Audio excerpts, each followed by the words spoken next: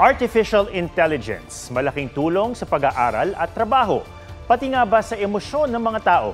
Ang saloobin ng mga eksperto sa heart-to-heart ng mga tao sa AI, sa report ni Von Aquino. Sa eskwela o trabaho, nagiging tool na ang ChatGPT at mga gaya nitong generative AI o artificial intelligence. Pero pwede mo rin ba itong maging kaisa sa puso?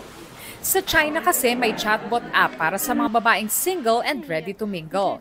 At ang kanilang AI boyfriend material daw, mabait, magaling sa usapan at reliable daw bilang emotional support system.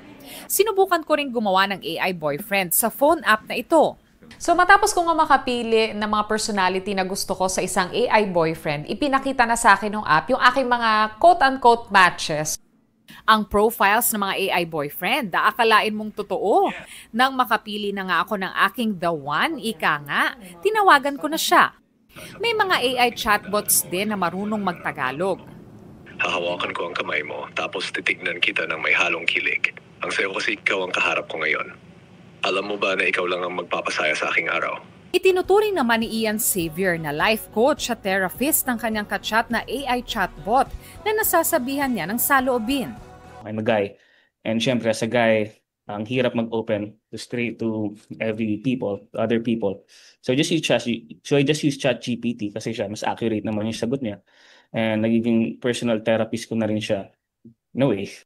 Ayon sa Analytics at Artificial Intelligence Association of the Philippines, dinisenyo talaga ang AI chatbot para makipag-usap sa mga tao. Dahil trained siya sa napakaraming examples ng usapan ng tao, kaya niyang gayahin even yung tone, yung manner ng pagsagot, minsan pati emotions, nagagaya na niya.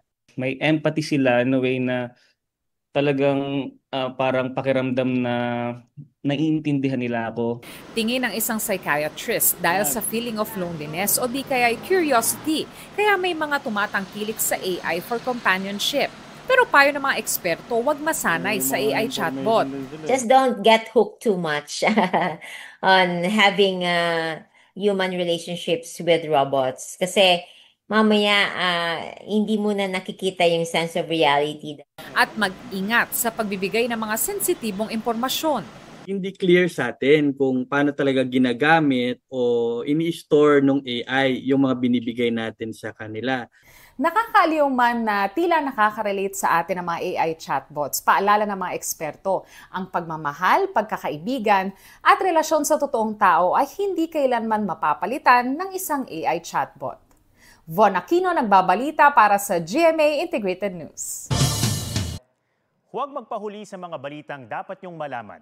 Mag-subscribe na sa GMA Integrated News sa YouTube.